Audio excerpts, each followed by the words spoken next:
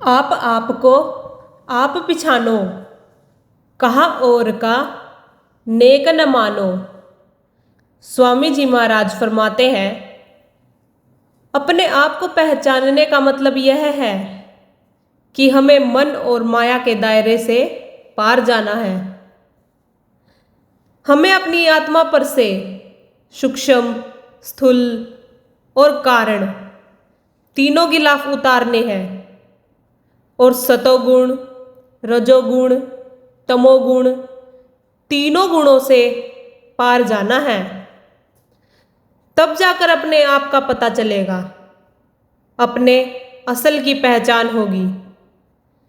हमारी आत्मा तो बिल्कुल निर्मल, पवित्र और पाक थी, लेकिन मन का साथ लेने के कारण अति गंदी और मैली हो चुकी है।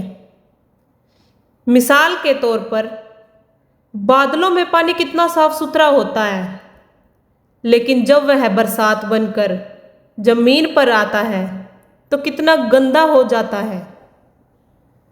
उसमें से बदबू तक आनी शुरू हो जाती है। वह अपनी असलियत को बिल्कुल भूल जाता है और अपने आप को गंदगी का ही रूप समझना शुरू कर देता है।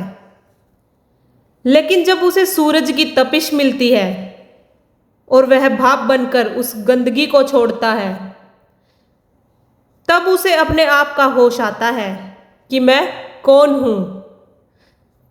तब उसको अपने आप का पता चलता है।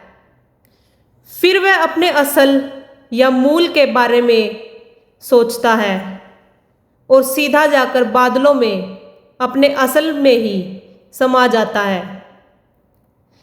यही हमारी आत्मा की हालत है। यह माया के जाल में फंसकर मन के ताबे हो चुकी है और मन आगे इंद्रियों के भोगों का आशिक बन चुका है। और जो जो कर्म मन करता है, उसका नतीजा साथ साथ आत्मा को भी भुगतना पड़ता है। जब तक यह मन का साथ नहीं छोड़ेगी, यह कभी अपने असल के अंदर समाने के काबिल नहीं हो सकेगी।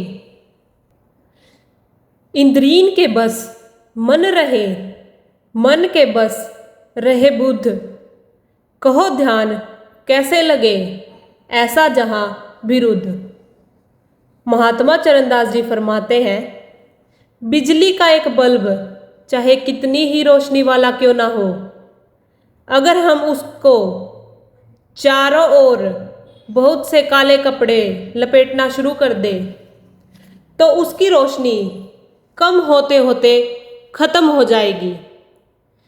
जैसे जैसे हम वह काले कपड़े उतारते जाएंगे, उसकी रोशनी और ज्योति प्रकट होनी शुरू हो जाएगी और सब कपड़े उतर जाने पर उसकी रोशनी पूर्ण रूप से प्रकट हो जाएगी।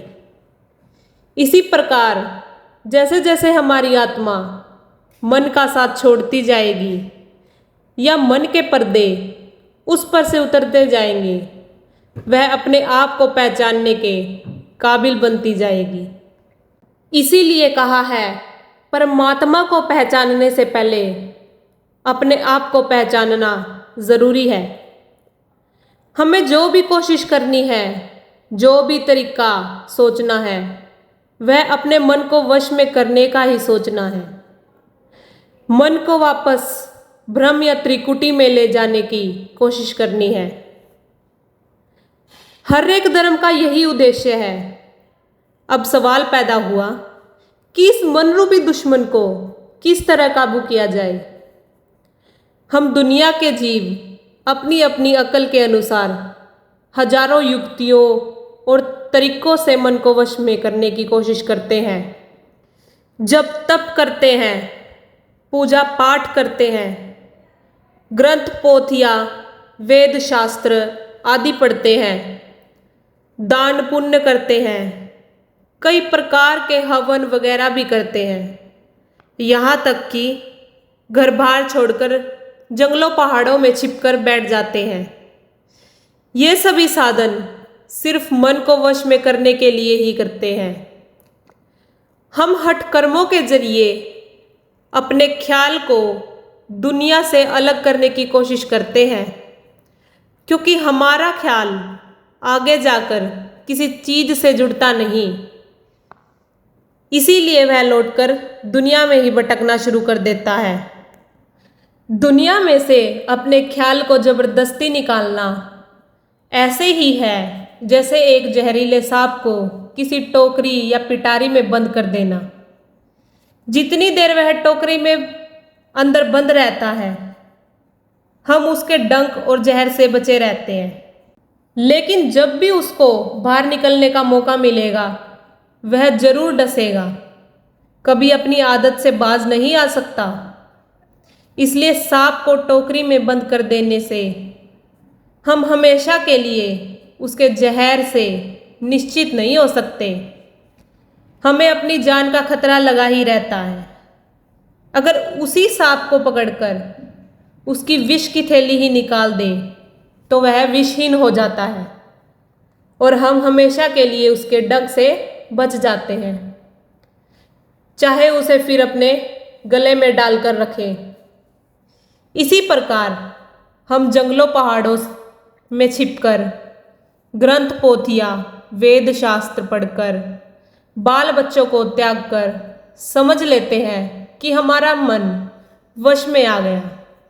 लेकिन जिस समय दुनिया का सामना करना पड़ता है, वही इच्छाएं और तृष्णाएं जो हमारे अंदर दबी पड़ी है, हमें फिर से उंगलियों पर नचाना शुरू कर देती है।